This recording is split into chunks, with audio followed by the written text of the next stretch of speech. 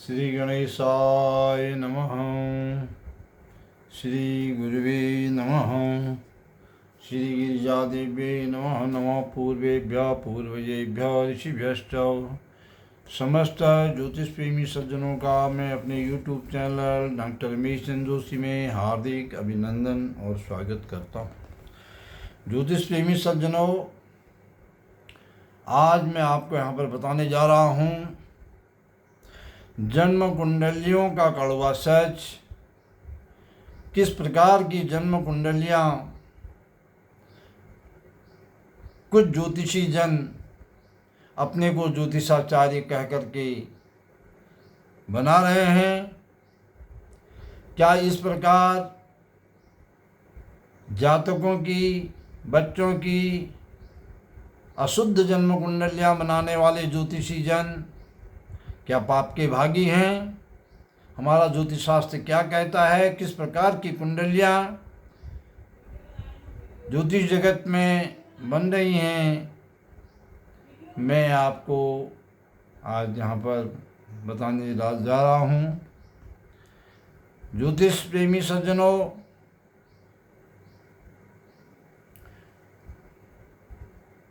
जो विषय मैं आपके सामने ला रहा हूँ, ज्योतिष पर विश्वास करने वाले हमारे ज्योतिष प्रेमी यजमानों और सनातन धर्मावलंबियों के लिए बड़ा चिंतनीय विषय है। हमारे पास ऐसे बहुत सारी कुंडलियाँ हैं, हजारों कुंडलियाँ, जिसका खुलासा हमने संवत 2078 के लग्नोदय रहस्य विशेषांक, ये आप देख रहे हैं हमारे पंचांग का संवत 2078 सन 2021-22 हमारे पंचांग का वर्षांक 7वें वर्ष का यह अंक है। इसमें हमने 2000 कुंडलियों को इकट्ठा करके उनका जब परीक्षण किया तो उसमें 1600 कुंडलियाँ गलत पाई गई, अर्थात 60% कुंडलियाँ गलत पाई गई। लेकिन आज यहाँ पर हम एक दो कुंडलियों की चर्चा, अपने पास उन कुंडलियों की चर्चा आपके सामने रखना चाहते हैं जिनमें कुंडली बनाने वाले विद्वानों ने अपने को ज्योतिषाचार्य लिखा है। कुंडली के अंत में हमारे पास एक कुंडली आई है।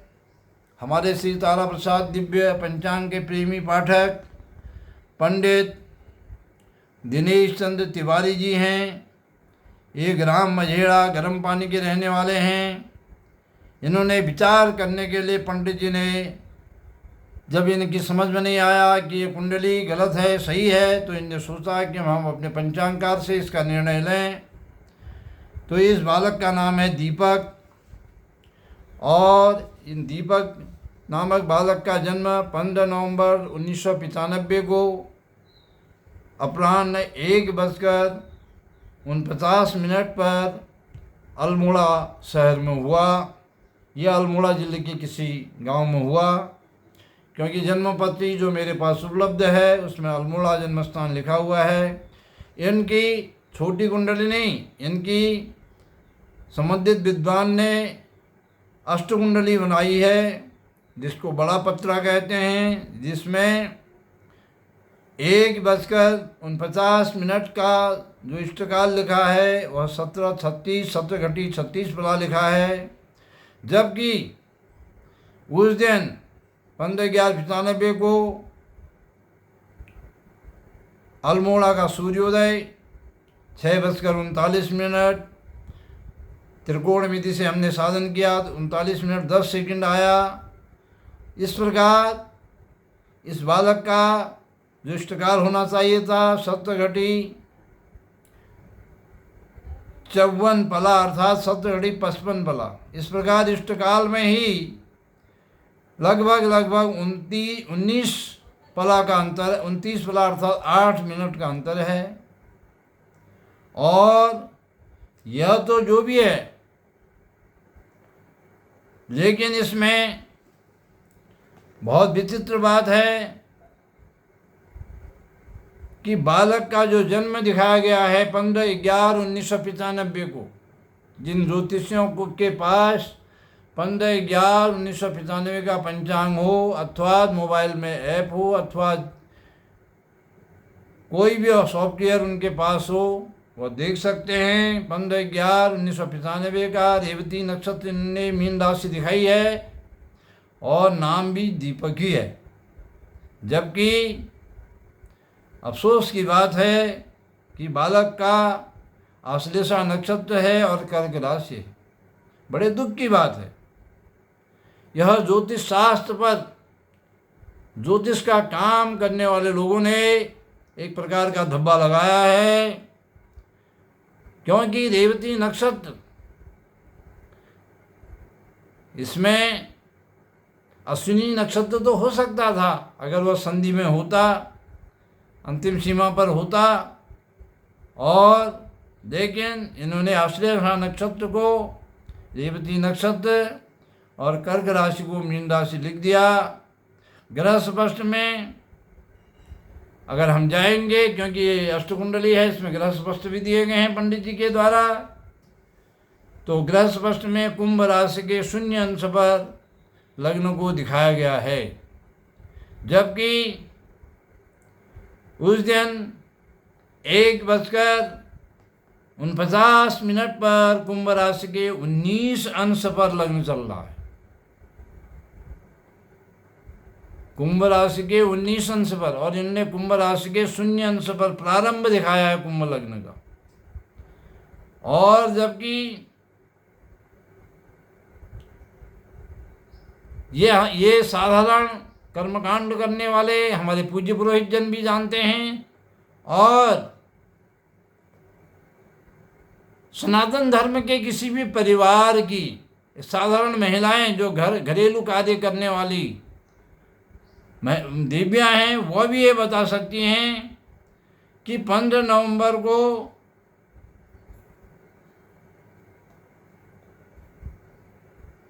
इन्होंने जो तुला राशि के 19 अंश पर सूर्य को दिखाया है, अर्थात 15 नवंबर को ये कार्तिक के 20 गते बता रहे हैं। जबकि 15 नवंबर को लगभग कार्तिक का महीना समापन की ओर होता है, ये सब लोग जानते हैं। इनने सूर्य उस दिन तुला राशि के, हमारी गणनाओं के अनुसार, हमारे पंचांग के अनुसार, हमारे पास उपलब्ध रिकॉर्ड के अनुसार 29 अंश पर सूर्य चल रहे हैं। हमारे पास राष्ट्रीय पंचांग है उस वर्ष का, वेंकटेश्वर पंचांग है, और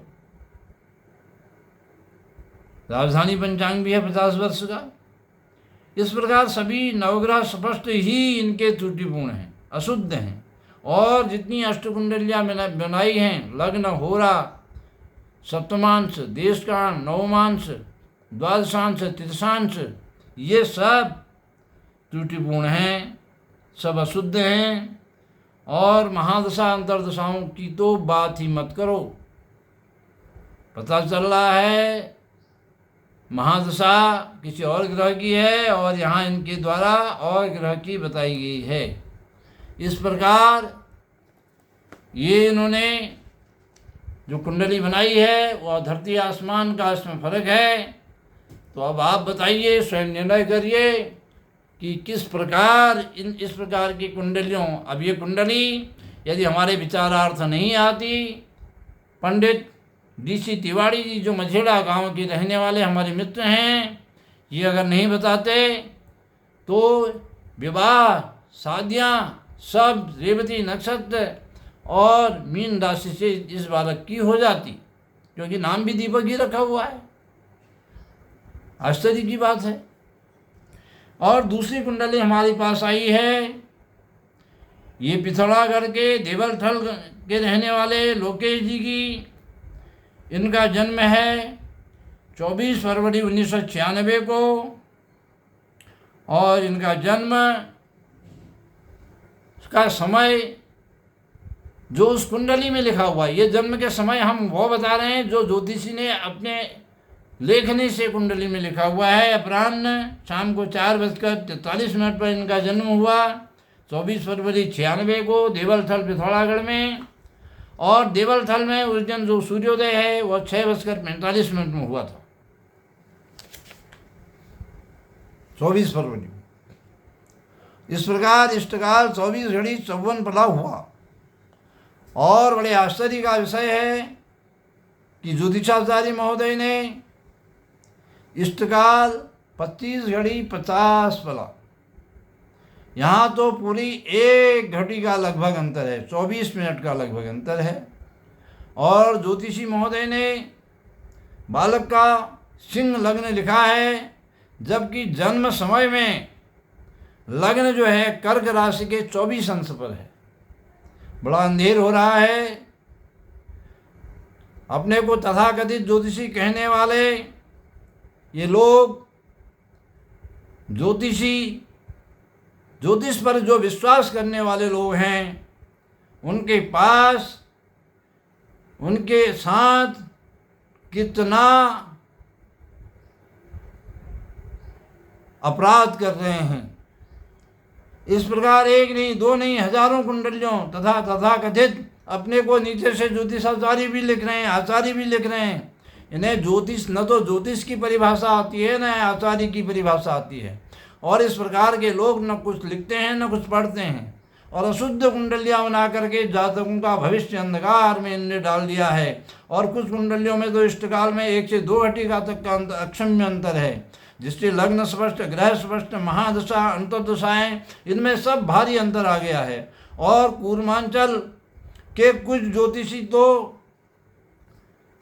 मेखे खाग्नि हमाप्रोक्ता, और कुछ बड़े बड़े आचार्य जन भी मीने मीके त्रयो घटिका इस प्रकार से लग्न साधन करके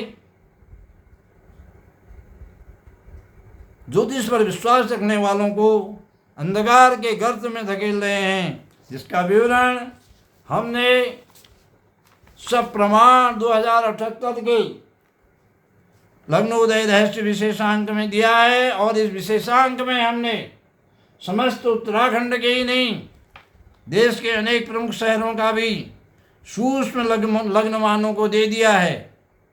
मेखे खाग्नि अमाप्रोक्ता ये तब सही था जब अयनांश 19 और 20 चल रहे थे, अर्थात 17वीं 18वीं शताब्दी के लग्नमान थे, शायन लग्नोमान।